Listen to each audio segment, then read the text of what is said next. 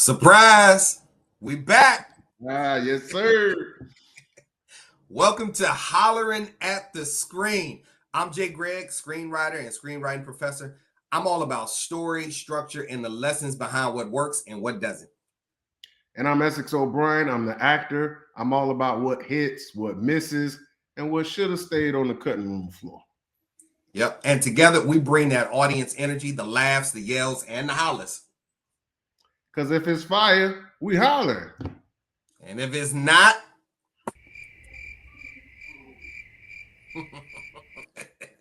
this is Hollerin at the Screen. Let's do it. Right, good. All right. So we back with another one. And I'm a little afraid of this one, man. I know. We're big fans of this dude, and you hit me up, and you were excited about it, and it was like, yo, we gotta do it. And I was excited too. I was like, yo, I can't wait to see this, and I can't wait to jump on it. And we're talking about Highest to Lowest, with Spike and Denzel. Yes, sir. Yes, sir. Yeah. And I had a chance to finally look at it last night, and it's a reimagination of the Akira Kurosawa film from 1963, I think it is, High and Low, which I had a chance to watch last night also to do a comparison. What's your thoughts, man? So I'm glad we got a chance to talk about this, because I wound up just watching it on a whim. Just because I saw it pop up on the Amazon. I thought it was still kind of in the theaters. Yeah. And hold on, I'm trying to download this picture. I think it's a good picture to have. Just giving me, what the hell did I do? What picture is this? Picture from the actual movie. Okay. All right.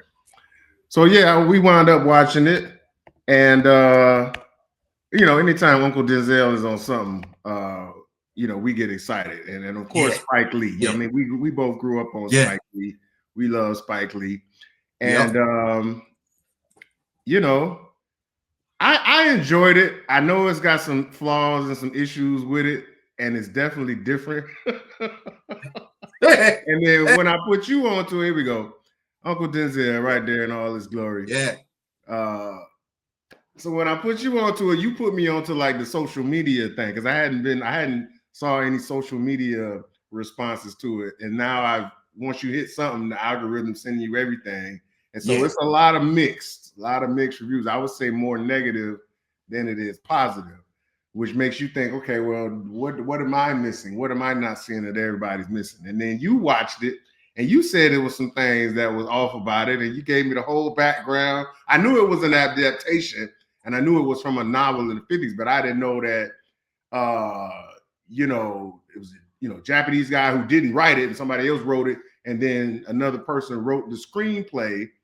That because I'm used to Spike writing his own screenplays, or maybe doing some other person's adaptations. I'm not used to him not doing his own work.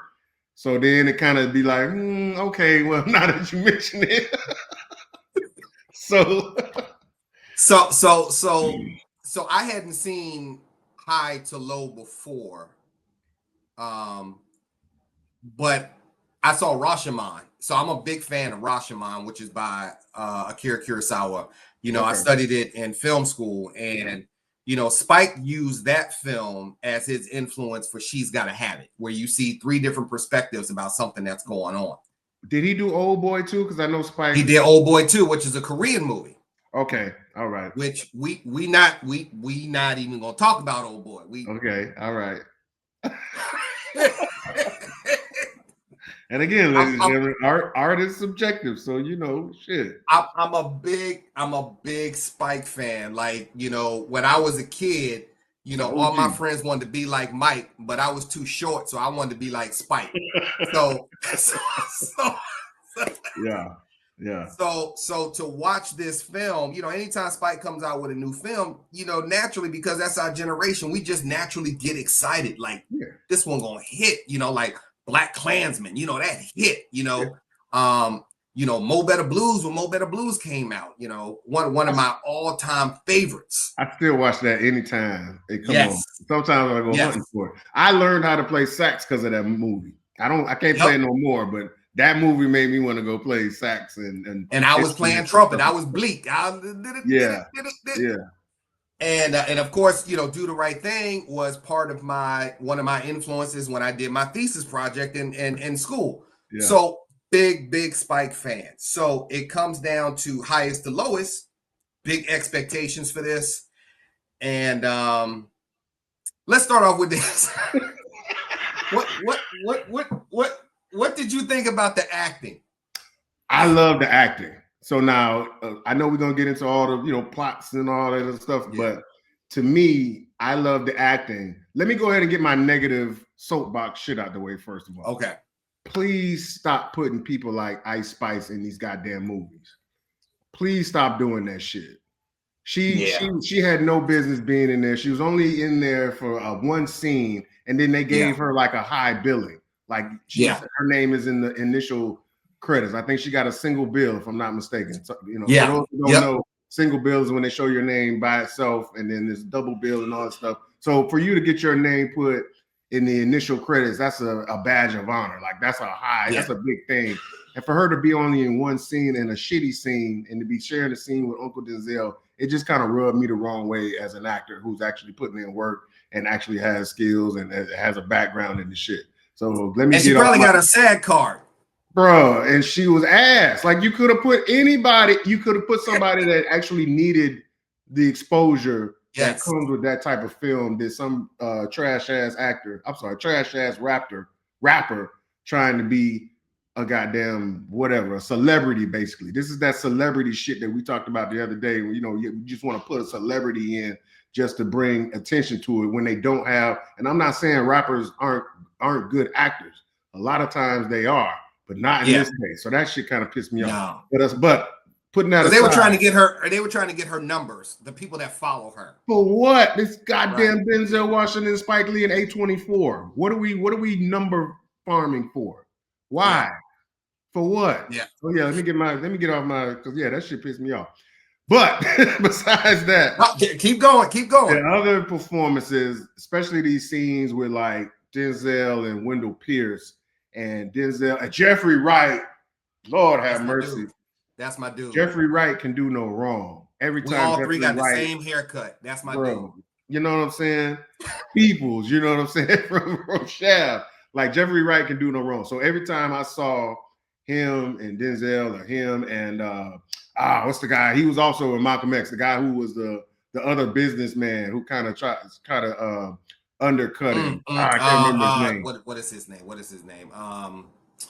Michael Potts. Michael Potts. There you go. Yeah, Michael Potts. Yeah. So anytime you had scenes like that where we just going back and forth, the dialogue, even the scenes, I thought the son did a good job as well.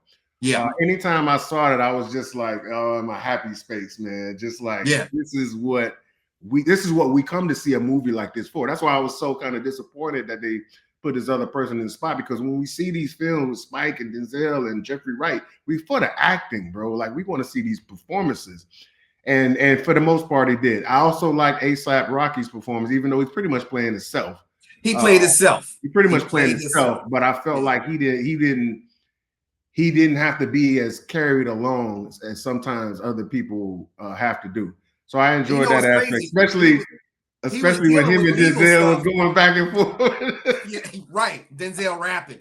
Yeah.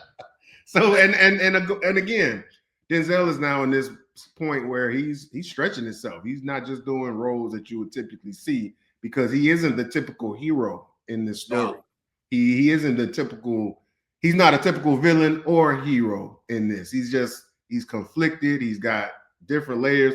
He's playing not so. I think he's trying to play a little younger, but it still kind of came across like an old OG type of thing. Right, exactly. The whole hair, the swag was different. Like it was still Denzel, but it was just it was different. You know what I mean? Yeah, it was. Yeah. So from an actor standpoint, I like the majority of the performances. I honestly did it. To me, and I know we're gonna get into these other, things that we might not have agreed with or like, and some of the Spikeisms. You know what I'm saying? the saving graces for me was some of the performances by the people that I just mentioned. Yeah, I loved it. Again, Jeffrey Wright, I would love the opportunity any day to work with Jeffrey Wright. Oh I man. was, and this is gonna sound crazy. I was watching the film. I got so disappointed when Wendell Pierce walked in. You were disappointed. And this is why I was disappointed. I'm a huge fan of his. Not enough. But I was like, you were gonna take a weapon like Wendell Pierce, okay, and give him that small part. Okay, okay, yeah, I get you. Like, you give him that small part just to say that he was in it? Like, no. I'd rather them do that than what they did with Ice Spice. But no, I get what you're saying. Yeah, Wendell Pierce is another one of those guys. Anytime he's on the screen, he leaves you wanting more. Absolutely. Yes. Like, when I saw him, I was like, yes, I want more from him. And then he just like disappeared. Yeah. Like you said, ASAP Rocky, played himself. The wife, I'm not too familiar with her. I don't think I've seen her in anything else. If I'm not mistaken, she's on Godfather of Harlem. If I'm not mistaken. Oh, is she? Okay, I gotta check that out. But I think that's where I've seen her. But yeah, I saw the online criticism of her. A lot of people felt like she was miscast or didn't really. Yeah. But I'm like, is that because of expectation, or is it because you just didn't like her performance? Because to me, and we were joking about it, me and Moore, we talk shit. We holler at the screen. We be talking shit. Hollering at the screen. He was noticing like, God damn, that's a tall drink of water. Like, thinks to himself, and she's like, certain scenes, obviously she'd be wearing heels, but certain scenes, it's like she's right up on him. But to me, I guess she's kind of like the arm candy. These industry guys, they go for the arm candy type of stuff. But then her character was written in a way where, she's trying to have more of a voice and things like that. I didn't think she wouldn't be silent anymore and stuff. Yeah. I didn't think she was terrible, but I'm like, I don't know why people disliked her. What do you think people disliked about her in this part? I don't think. I don't think it for me. It not only do I not think it was cast correctly. I think that I don't, and it starts way before that. It started with the script. Okay, yeah. I don't think the script had enough character depth or development. Okay. That the actors could work with. So I think the actors worked with what they had. Even Jeffrey Wright. I've seen some phenomenal performances by Jeffrey Wright. Yeah. And I don't think that we got that from him here. I saw some phenomenal performances from Denzel. I'm not sure that we got that from him either here. So when you say character development, let's go a little deeper with that. What would you have liked to have seen as far? What did you not know or understand about those characters that you think they should have fleshed out more?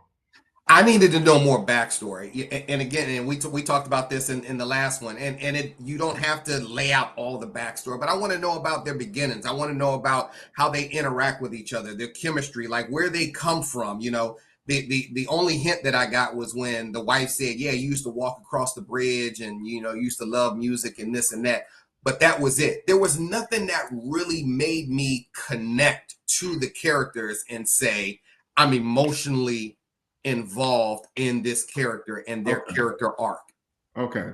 And their okay, yeah. They spoon fed it to you, basically. Yes. So they spoon fed it to you that Denzel's character and Jeffrey Wright's character, they was old friends, and Jeffrey Wright was locked up. Denzel probably helped get him locked up. We got that through one conversation. That was it. Yes, that was it. You think they should have went deeper with that? I think they should have dug a little bit deeper. The wife said he saw her at a Grammy party, and the rest is history. So you need more than that. That's it. I need a little bit more than that. And again, not a whole lot, but I need to, like, when we think about Mo Better Blues, we got emotionally invested in those characters. Yeah, you saw him from his childhood. You saw him playing the trumpet as a child, not being able to go outside.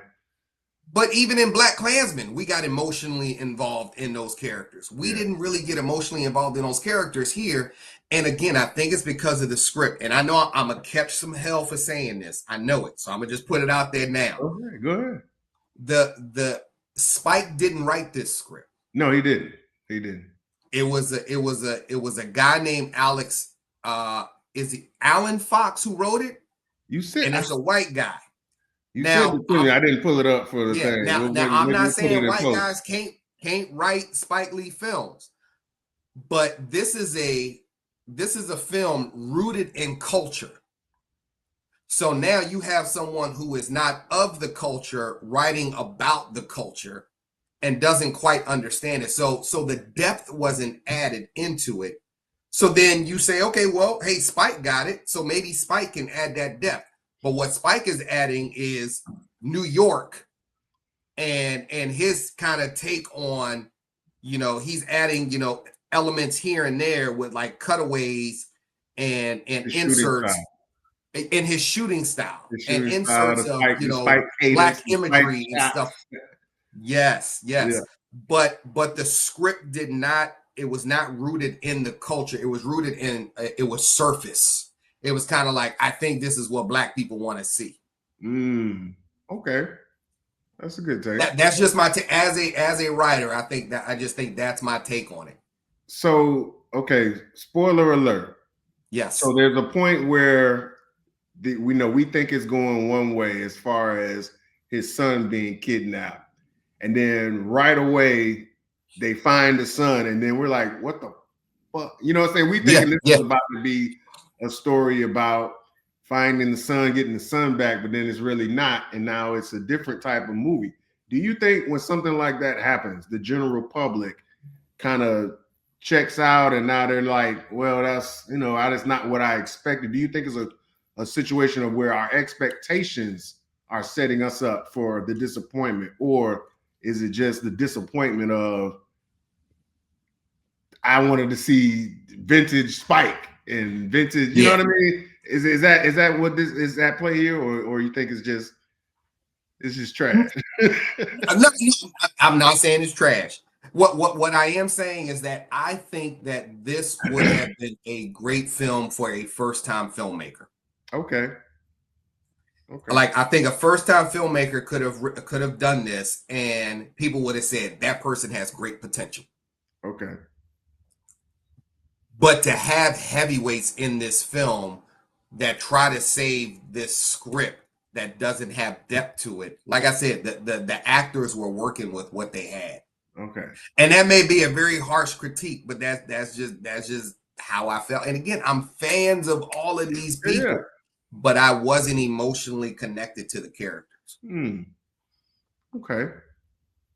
So when you saw the dilemma then between Denzel and Jeffrey Wright, as far as him, again, spoiler alert, hopefully you've seen this or but basically the main dilemma of the movie is somebody else's child was kidnapped instead of the rich guy. And does the rich guy, Denzel, does he pay the ransom for somebody else's child? And so it takes a different turn. Again, like we said earlier, this ain't typical, Denzel the hero. Like at first, he don't give a damn. Like he's gonna be cold-hearted because he's trying to take that money and use it for his company. Yeah. So do you was that not the point of, do you think that was more the point of the script than to focus on that dilemma of would he do this to help this person's son? Do you think that was lost in translation, even though we had these good actors? No, that part, I think it was a Shakespearean moral dilemma. What would you do in this situation? And I think it was kind of jacked up the way that, it was like, oh, it ain't my kid. Oh, okay, all right, cool. Yeah, like he at first he doesn't even wrestle with it at first. No. He has to be wrestled into it before he helps, which to me was a different thing. And I guess for me watching it without having none of the other stuff that we talked about, none of the other background of who wrote what and all of that stuff, I thought it was an interesting and original thing to do, and also an original risk for Denzel to take as an actor because he doesn't typically do this kind of stuff. And You know that's what I how it is mean? in the Whether he's original. a good guy or a villain. Yeah, and I had, like I said, I ain't know Yeah. nothing about the original or whatever. I'm thinking ransom type of story. Yeah. And then I got taken into a moral dilemma story, still about ransom, but not a person's child. You know what I mean? So I Yeah. thought, to me, that would be, people would like that. And that's what I liked about it without having all this other things to work with.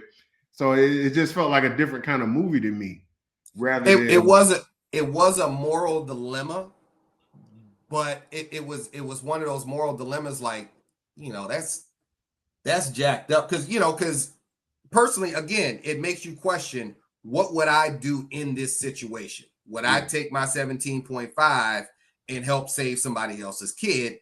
And to me, I'm kind of like, if I made 17.5, I can make 17.5 again. It Well, was we got to add the context of, he's not at the height of his career at this point. So he was going to right use this money, and he had to kind of come up to with buy it back from his ways. He was company. using that to buy back his company, to try to save his company. So Right. it wasn't just, oh, well, I got it, why don't I just do it? It was like, okay, I got it, but if I use it, then I can't do this, That what is I true. saved my whole dream, which added another layer of context to me. So Yeah. again, I'm trying to see where people were coming from here when they're saying it's not deep, or it wasn't this, that, and the third. But I'm like, it's original, even though it's an Mhm. adaptation, but like original as far as seeing us in this type of film. You know what I Yeah. mean? Yeah. It's something different to see. And that moral dilemma was great for us to grapple with, to wrestle with. And Yeah. then, again, people had to change his mind, and then him and his son got into it. And, that was a message moment for Spike, like, don't disrespect your father, I, so I was like, but I mean, there were so many messages in here, and some of them kind of hit you over the head. But you know, it The social media aspect, I think, the was social kind media of a big aspect. influence on it, Yeah, all of that. because the reaction to him doing what he was doing also influenced him. And then it was also, we saw it play out in the boardroom when talking Yes, about what he was going to do with his company. It's like, oh, we can spend this way and spend it that way and things like that, which is a modern twist on something that obviously originated in the 50s and 60s. he was very old school, and then he's being brought up to the technology, to the influences, everything that's going on right now. Yeah. And the name was Stacking Hits, and I was wondering if it was like a throwback to Stax Records, but I couldn't find Yeah. any connection. Yeah. I mean, that You makes know, sense. until he Stacksville. started yelling at the artist on the wall, like, Aretha, what would you do? James, what would you do? Like, and I looked at, I was like, well, maybe That was there Spike is. probably in his back. Spike like them cutaways, and he like to show Yes. that was Spike doing his thing, man. But there was some religion that was built into it, because you had certain people wearing the crosses. They talked about, the son's name was Trey the third. They talked about the Trinity. An address was 333 Trinity Street. So, he kind of baked that in there. But so I was thinking, like, okay, well, maybe these are his gods, Aretha, James, and stuff like. So he's talking to them like, what would you guys do? What would you have me do? Yeah. And then I was hoping later on maybe he would, say, God, help me. And then of course Jeffrey Wright's character is Muslim. Yeah. He's praying to Allah. We don't actually see him, but we Yeah. see him get down, and he's got the what do you call it? Poofy. The kufi, yeah, the kufi on. So yeah, it was interesting. I mean, like I said, if this had been a first time filmmaker, I would have been like, damn, this dude is on it. He got great potential. Okay. I'm gonna tell you where, to me, the plot started to really kind of devolve. When Denzel realized he was hearing what Jeffrey Wright's son was talking Right. about while he was kidnapped, and he brings it to the cops, and the Yeah. cops all of a sudden, now they're fucking blithering idiots. Yeah. And they're like, well, let us do what we doing first, and you know, can we get back to that shit? I was like, come on now. That's not Yeah. realistic now. Especially when you Yeah. got a situation where you got this much money involved, a high profile case, and the cops just gonna throw away the goddamn biggest clue they got just Right. as a plot device for Denzel and Jeffrey Wright to go on their own little solo caper to try to Right. get to the bottom. That's when I was like, now what the get the fuck out of here with that shit. Yeah. Yeah. Yeah. Did you feel the Yeah. same way about that? I did.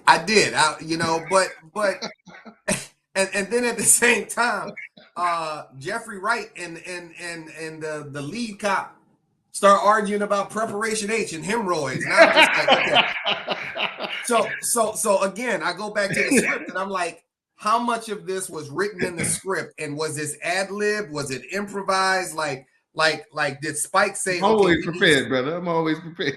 yeah. Like did Spike say we need something else here, like improvise, like do something, you know? You know, it's just I was just like, what? And and I love the Mayhem guy. What is his name? Yeah, Mayhem from Oz. Yeah, the guy that's but y'all know who he is. He's from big. Allstate. Yeah, the guy from So, the Allstate commercial. They call him Mayhem. and then he's driving the car, and I'm Where's the watching it, and all I'm thinking about is the Allstate commercial. Like, okay, he's getting ready to crash into somebody. Like, and then Jeffrey Wright takes out the first gun, and he calls it Jake from State Farm, and then the next gun he calls Mayhem.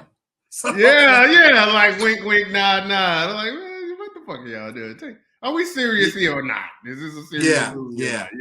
And then the goddamn music video part. I thought that was unnecessary, bro. I didn't think we needed that at all. So Denzel goes from saying, the guy said, how much time do you think he's going to have? And I forgot. I think it was like 25 years. And Denzel says, that's not long enough. He walks away, and the very next scene, he's sitting in the chair, and there's a music video with A$AP Rocky and women twerking. And not that good looking women, by the way. This was not the creme de la creme of models that y'all could have got. Why are we doing this? So I was like, are they putting him in hell? Like, what is the purpose of this? Like did A$AP say, 25 years, watch this twerk work? Like, I didn't understand that. So at that point, like I say, this is before me and you had talked and did a little background work and all that about who really wrote what and all that. At that point, I was like, oh, I don't know about that one, Spike. Like, why are we doing this? I know you be doing the little, because like a Jungle Fever had that wild ending where it's just like, no, and then what other film was it that he's known for little wacky endings. I'm thinking like, end on this? That's not good. Please tell me that's not the ending. But then when you tell me such and such wrote it, I'm like, now I really don't like that, because I'm like, is this supposed to be like how you see hip hop and what you think? Like, I ain't like that shit at all. So, but is it a take? But is it a take on what we consume as hip hop fans right now? And if so, that just wasn't the appropriate spot for it. Right. It's like we don't need to shoehorn every little message every little time, especially at that point in time in the movie. Like I say, like, I wasn't vibing with that at all. No. Now let me talk about what I did like. Yeah. We going back and forth. Yeah, I like the performances, but now I've said some of the stuff that I didn't like. What didn't you like from the screenwriter, producer perspective? What I did like, I love that Spike always uses New York as a character. Sure. Oh, he injects New York. Did he? I'm kind of torn about this, the whole Boston Celtics thing. Boston sucks, and I'm like, did we really need that message in there, Spike? But as I know he's a diehard Knicks fan, or a diehard Knicks and New York Yankees fans. He is going to rep New York all the time. I love the different neighborhoods of New York. Love the Puerto Rican Day Parade, but I was a bit confused at one point because he's got the Puerto Rican parade going on. He's got Denzel on the train trying to make the drop, and he's got what else was going on? There's something, a third thing that was going on. Yeah, I guess it was. so the people on the train were going to the Yankees game on the Oh, Puerto Rican yes, Day Parade that was it. Yeah, while they're going to be making this drop. And so it yeah. was a lot going on It was a during lot those games. happening at the time. And right before the Puerto Rican Day Parade, it felt like a sponsorship because he had that Puerto Rican Day Parade logo pop up Okay. just out of nowhere. And I was like, oh, they sponsored it. And then he went right to it. Man, I hope A24 don't still need sponsorships at this point. But you know what? It's all money now. Everybody want to get their piece in. This is also Apple TV. You know what I mean? So I think that's also, we also got to keep that in mind too. This isn't just Spike Lee's film. This is also Apple TV and A24's film. Spike Lee's and did you more see like the nod to A24? hired gun on this one. Yeah. Did you see then the apartment, the apartment number with A24, yeah. And he kind of held on it so you would catch it, like don't beat me upside the head with it. Like, come on, man. I love seeing Rosie Perez and Anthony Ramos. They're really big, not just for the culture, but for filmmaking. I love what Anthony Ramos is doing, as an actor right now. I think that guy he hasn't even like seen his full potential just yet. What else can I say about it? I don't know. I don't know. I'll ask you. So we got to get to what we do, man. So which main thing had you hollering at the screen? If it might have been 2 or 3, fine. But what did you most holler at the screen about when you saw it? The first thing I hollered about the screen about was that when Denzel got the phone call and he came in and was just like, Trey's been kidnapped. And I was like, that's it? Yes. That's it? Like my son got kidnapped. Like I'm screaming, I'm yelling, like, yo, everybody. Yeah. Yeah, we talked about that different choice. That's a very different choice that I've seen in a long time. And I can understand maybe he was trying to keep his cool. Maybe he didn't want to alarm the wife. So he maybe was playing that role as a father.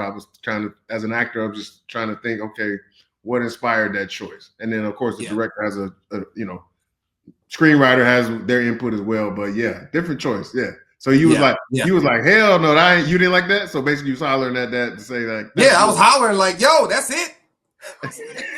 It's like my son just got kidnapped, and I'm walking in like, we out of milk. And by the way, Trey got kidnapped. Yeah. So my first holler at the screen, I can't remember what was first. Obviously, I hollered at the screen when I saw that goddamn Ice Spice goddamn scene. Yeah. But maybe before that was when the first time Denzel talked to the kidnapper. Yeah. He said it, like, he switched his vibe up. Like he went to this like hip hop b-boy type of street talk that was jarring based off what we had seen up until that point. And basically he was just saying, I ain't paying no 17.5 on nothing. That ain't my kid. Like I was like, what the fuck? And his boy is standing right there. Yeah, his boy, like this is not only his employee, but like this is his main homie. You ain't even gonna lie to the dude.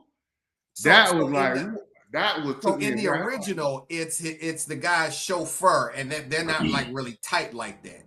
And in the original, he's basically also saying that it's not my son, not my kid, whatever. Oh, that's right. You watched the original right after that, right? I watched the original. So they weren't close friends.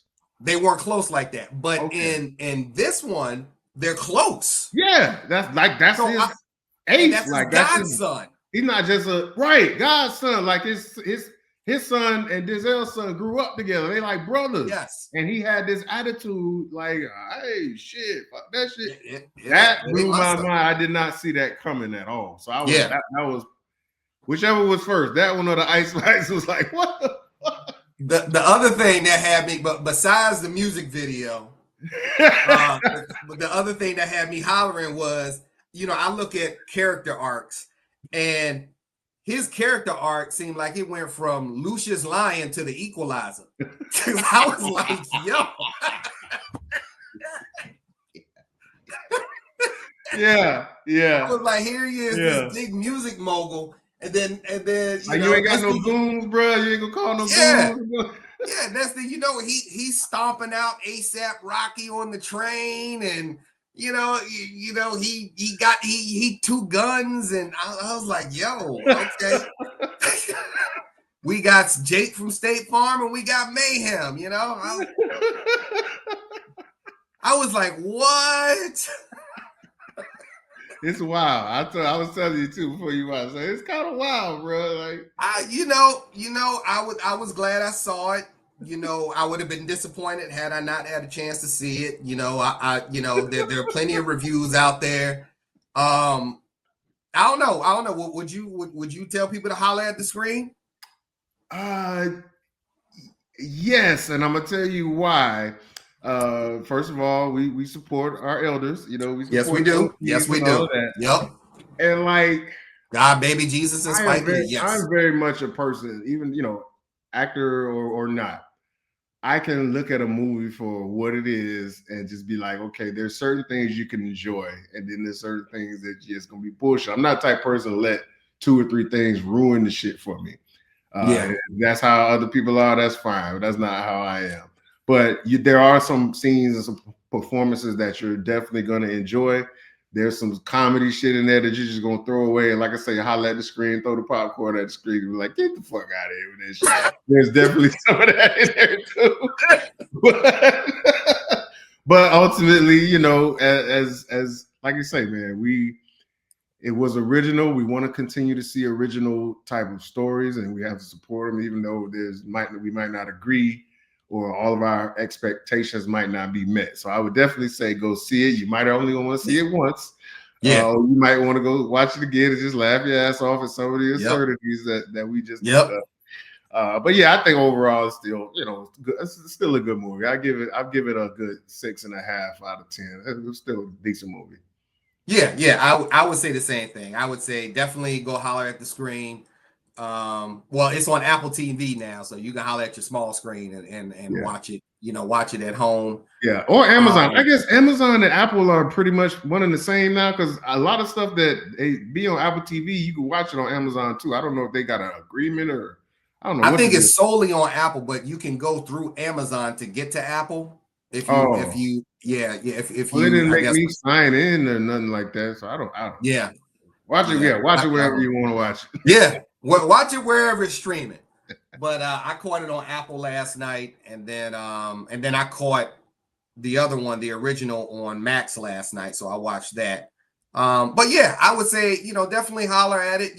It's Spike. I wouldn't say it's Spike at his best.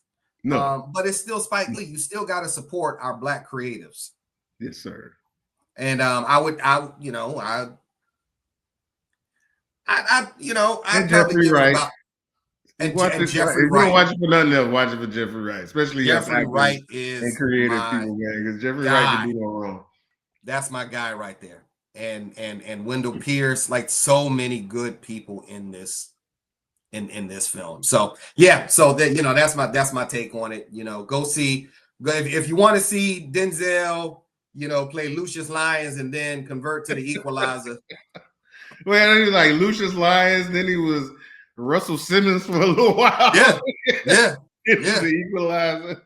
That's what I'm telling you. I think whoever this writer is, and this is his first script that he has ever written, apparently. Bro, how do these people and somehow he how was do they able get to into get these positions? He was able to get this script to Denzel, who then took it to Spike, because Spike is a Kurosawa fan, and was like, hey, here's a different take on this. So, again, I don't know how he got it to Denzel, but that is the break that a lot of us screenwriters look for. I don't know how he did it, but I don't know if he's a family friend. But hey, congratulations, dude. Yeah. So that's my story, and I'm sticking to it. Hey, man.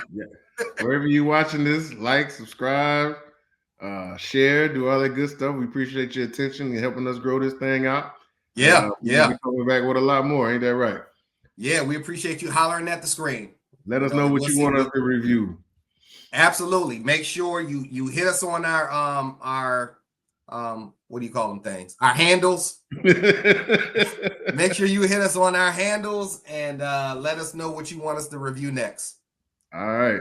Peace and Till then, love. peace.